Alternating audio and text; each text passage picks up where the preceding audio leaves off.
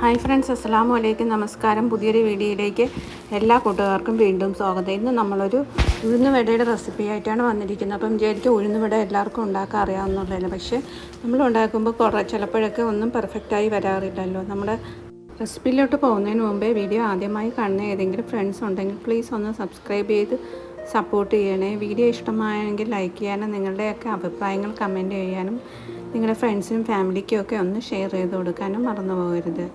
Support ചെയ്യുന്ന എല്ലാ ഫ്രണ്ട്സിനും ഒത്തിരി നന്ദിയുണ്ട്. നമുക്ക് ഇനി വീഡിയോ കണ്ടു നോക്കാം.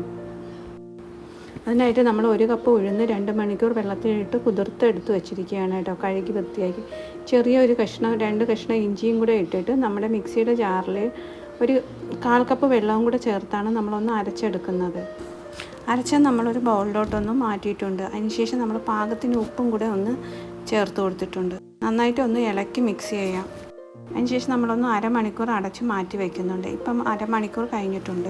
പിന്നെ നമ്മൾ ചേർത്ത് കൊടുക്കുന്നത് ഒരു 10-12 കുഞ്ഞുള്ളി ചെറുതായിട്ട് അരിഞ്ഞതാണ് ചേർത്ത് കൊടുക്കുന്നത്. അതിന് പകരം നമുക്ക് സവാള ഉപയോഗിക്കാം. പിന്നെ എന്ന് പറയുന്നത് കറിവേപ്പിലയാണ് നമ്മൾ ഇത്തിരി തോനെയും ക്രഷ് ചെയ്ത് ചേർത്ത് കൊടുക്കാം. പിന്നെ എരിവിന് ആവശ്യമായ പച്ചമുളക് നമുക്ക് ചേർത്ത് കൊടുക്കാം. അതിനുശേഷം നമ്മൾ ചേർത്ത് കൊടുക്കുന്നത് 1 ടേബിൾ സ്പൂൺ അരിപ്പൊടി വേണമെങ്കിൽ ചേർക്കാം, അല്ല റവയുണ്ടെങ്കിൽ നമുക്ക് ചേർക്കാം, അല്ലെന്നെങ്കിൽ പുട്ടുപൊടി ചേർക്കാം കേട്ടോ.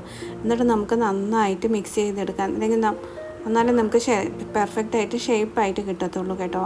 മാവ് പക്ഷേ നമ്മൾ എടുക്കുമ്പോൾ കുറച്ച് ലൂസായിട്ടിരിക്കണം. കട്ടിയായിരുന്നാൽ നമ്മൾ ഉഴുന്നുവട നല്ല ഹാർഡായി പോകും കേട്ടോ.